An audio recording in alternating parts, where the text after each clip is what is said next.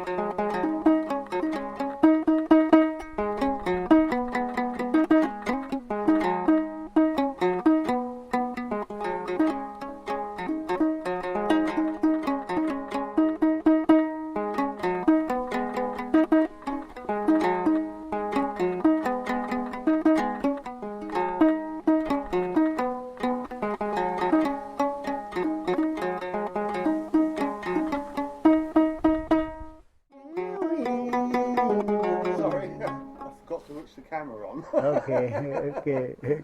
Oh God.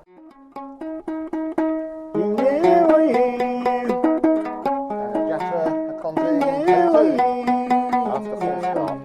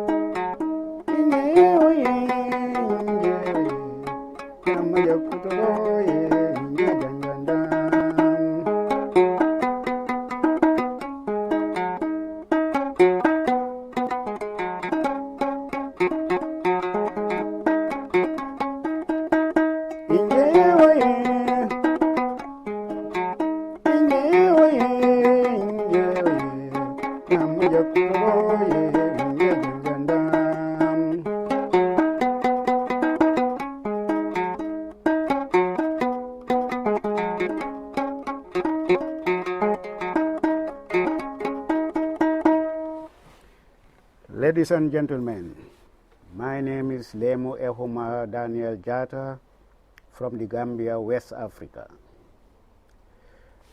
This lute you are looking at and the one I just played is called Akonting. This instrument, the body is a goat, the skin is goat skin. It has 3 strings, it has a footed neck, some are round, some are oval, and in the New World, that was what we discovered. We found round gourd banjos, we found oval gourd banjos. But the 4 strings of the Akonting was not nylon strings. They were strings from the palm tree, and up till now, many Jolas use it. There is a tree in the Gambia called palm tree where we get our palm wine from. The roots of that palm tree is what Jola were using in the beginning to make their Akonting strings. So the Akonting is as old as the Jolas existed. And it's an instrument that many scholars, especially banjo scholars today, are looking into to see if it can lead us to some of the facts we are looking for on the New World gourd banjo, which was played mostly by enslaved Africans until the early decades of the 19th century, when it started going into the hands of the Anglo-Americans.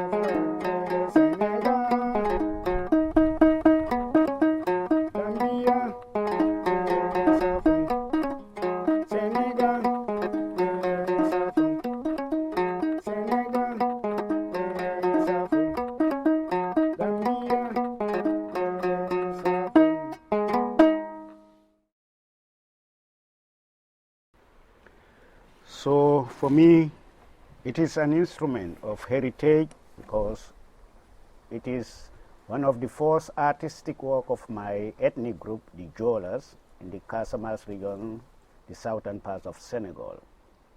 And in the year 2000, when I finished my research on this instrument, I was invited to the United States to present it to the outstanding scholars of the Banjo there to see if we can collaborate and work together to find out where this instrument would lead us, to see if it is an African prototype that evolved into the American banjo or whether it is really an American culture.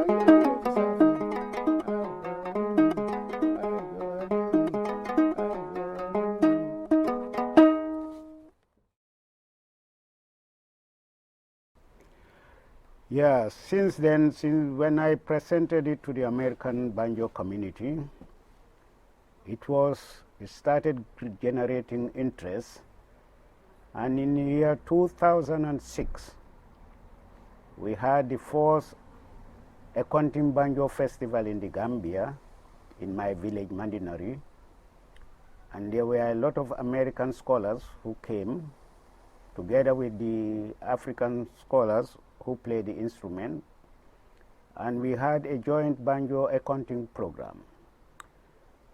And from there, the similarities of the two instruments were well studied among all the scholars, the African scholars and the American scholars or the European scholars. And what do we come to conclude? First of all, the facts we were looking for, although I don't have much time here in the camera to say, but I will mention most of the critical facts we were looking for to see whether the accounting has them, because these are facts that we were shown and we read in the archives of the Caribbean countries and in North America and some European universities. And that is one. The early banjos, according to most of the documentaries and the accounts we have from the European travelers who visited their colonies in those days, and that is in the 17th century, they documented that in the Caribbean countries, they found a lute played by enslaved Africans. And this lute to them had a footed bridge that can be removed. And as you see, this instrument has a footed bridge that can be removed. Secondly, they widely documented that the lute they saw with this enslaved African has a neck that punctured the calabash, or that goes through the skin to the other side of the instrument. Thirdly, they mentioned that the instrument that they saw has a short string that is on stop when it is being played, and it is played like as the American literature of music mention or call a drone, that it sounds like a drone, it never stops. And if you see like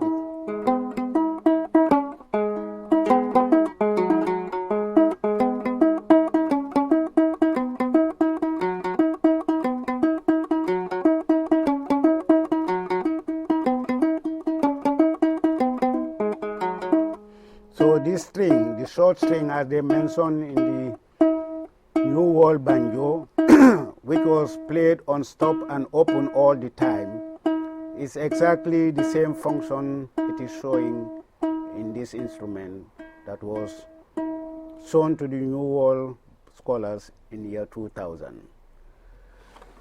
Thirdly, the critical and the most characteristic feature that we were looking on both instruments was the play style. That means how this instrument was played in the slave era and how it is played now with the living Akonting players in the Senegambian region. And that was the most interesting fact we were looking for.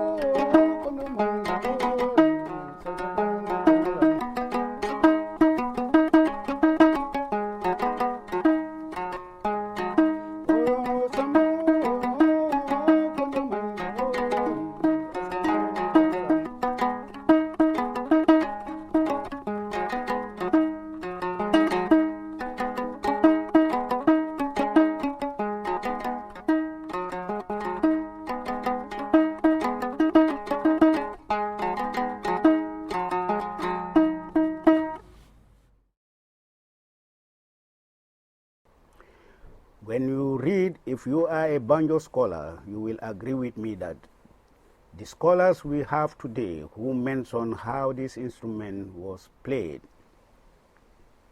were the people we call Thomas Briggs and Frank Converse. These two scholars were not only scholars, but they were also banjo players as well. They mention in their literature in 1855 and 1858, likely, that the banjo they saw from the African Americans or from the African Caribbeans or from the enslaved African was played by only two fingers, the ball of the thumb and the nail of the index finger or the middle finger. They did not say they saw the instrument being played by three fingers. I have never come across any archive or any literature that mentions that.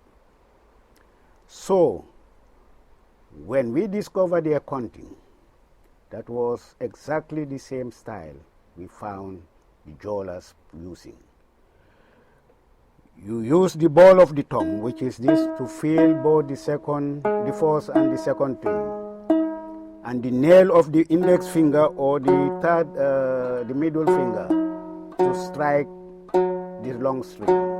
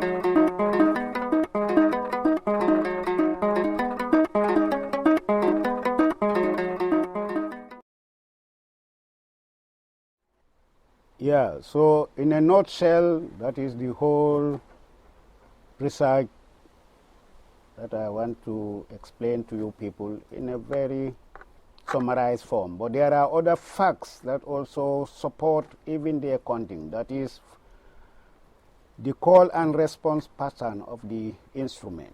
When you look at the banjo in the old days, it is a call and response instrument. For example, if you are singing any melody, you either communicate with the instrument or the instrument communicates with you. In this sense, I will play a song and then you see.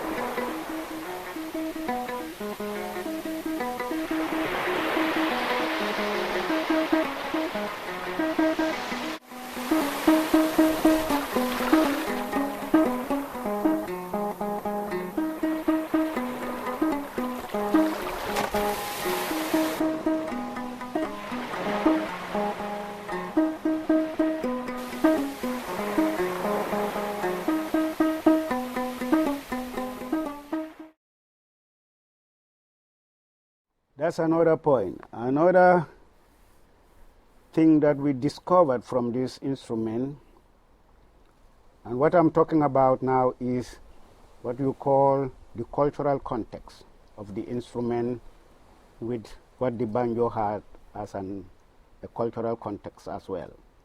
You come to the percussiveness of the instrument. We have seen that throughout the banjo history in the New World, drums were banned from playing, and they thought they cannot use anything to dance.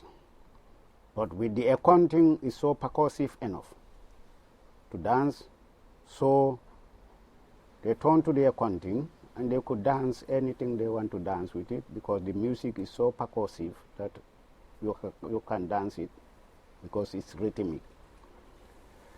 Thirdly, the improvisation nature of the instrument. The instrument is not just to sit down and think and write and this. You can improvise sometimes.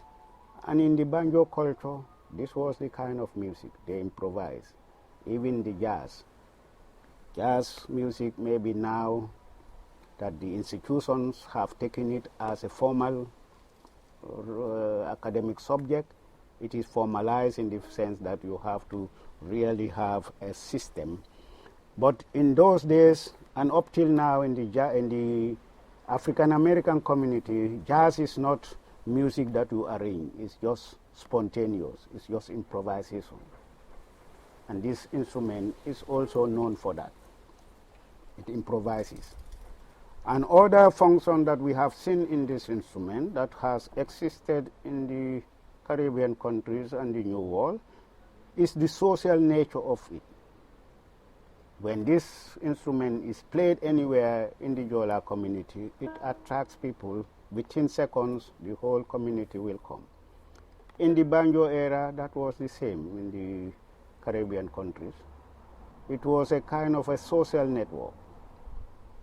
So there are a lot of things one can see from this instrument, which we found in the literature of the old banjos of the New World.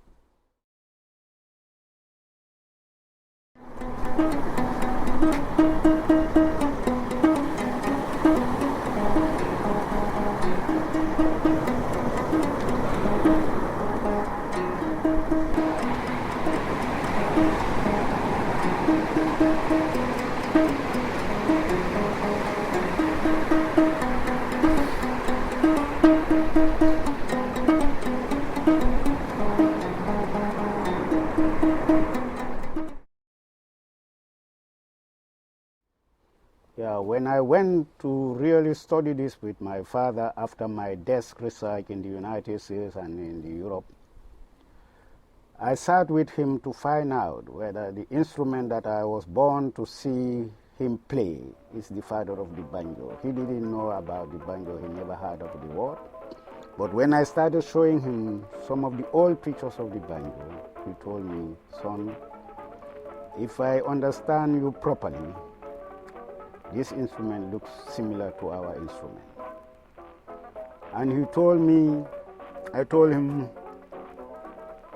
what was it that you feel is similar to the instrument? He said, well, if you look at the shape, if you look at the strings, if you look at some of the materials used, it's just the same thing we use with the Akonting.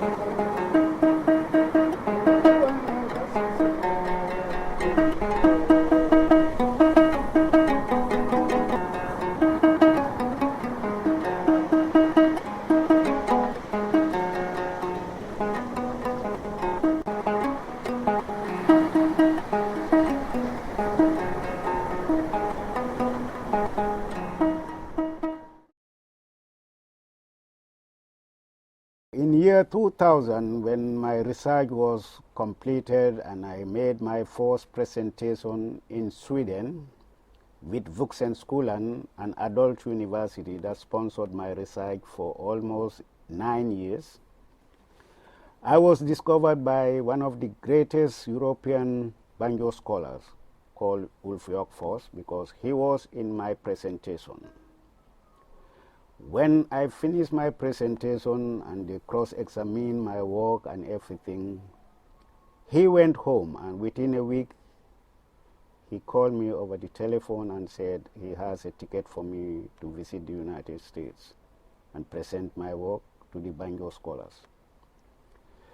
I told him, well, anyway, I'm working and I have to look for permission from my boss because I cannot just get up and go. I might be unemployed.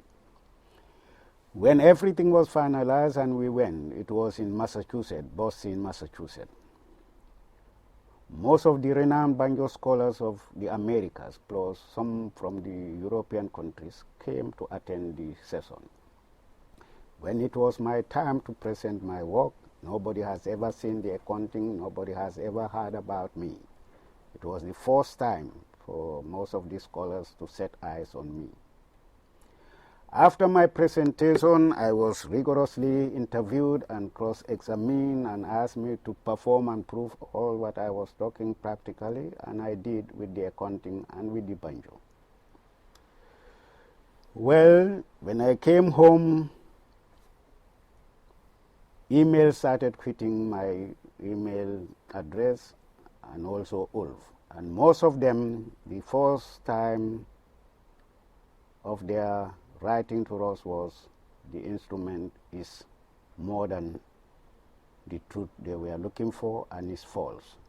Because why? They went into my record. I live in America, studied there for some years, and they believe because I was in the area where the banjo was mostly rooted, the Carolinas, Georgia, and Virginia, because my junior college first was in Rock Hill, South Carolina. I did my BA degree in North Carolina, Johnson C. Smith University, and I did my master's degree in Atlanta University.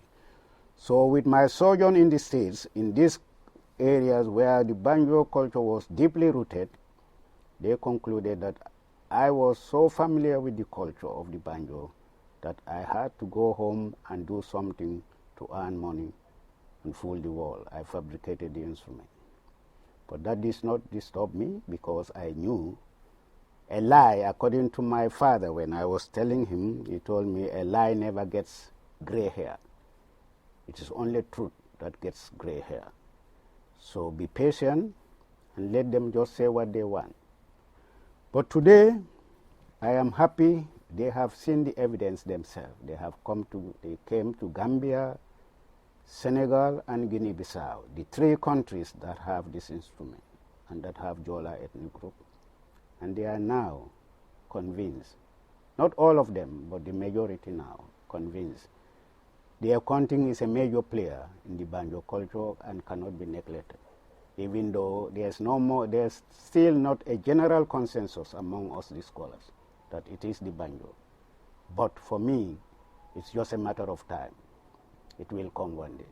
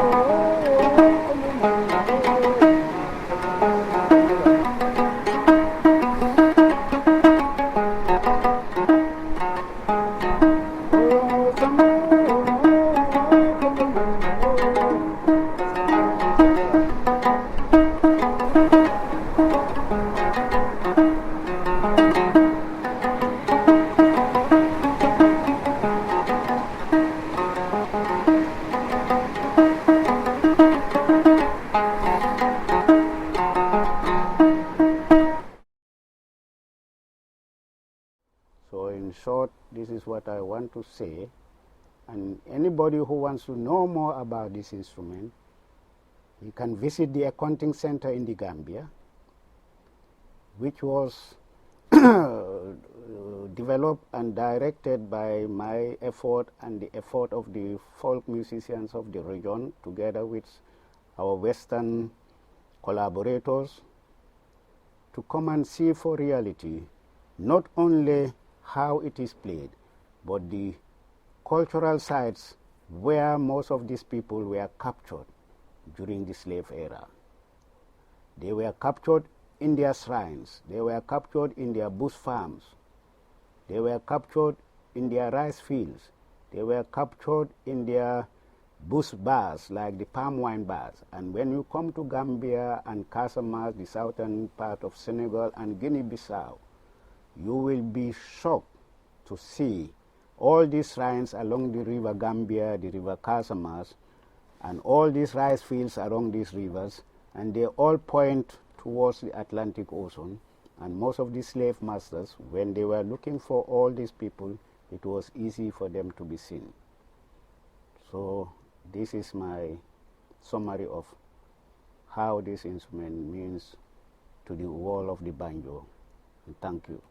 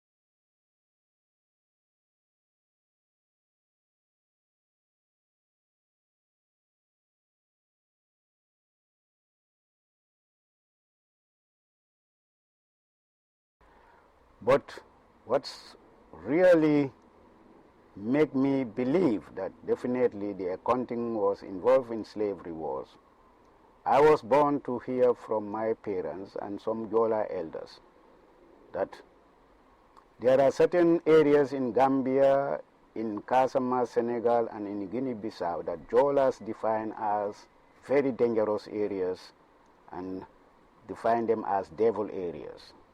Why? Because he told me his father told him that his grandfather told him, and he mentioned up to almost 11 generations of this history, narration, this legend, that at one time in the Jola history of era, Jolas used to play along the rice fields, their rice fields when they finish work in the evening, or along the river when they tap palm wine, or in their shrines till late at night, and they come home after work. But at some time in these activities, they would see a strong light coming from the sea towards wherever they are praying or drinking palm wine or growing their rice. But in the beginning they would say, oh, it's a devil passing, we must not worry about it, it's nature, it will go away. But all of a sudden they will see the same light in their midst and they will start running. So in the morning when they come out to account for those who were there to see definitely that if everybody is alive, to their surprise, they would not find their musicians and some other people.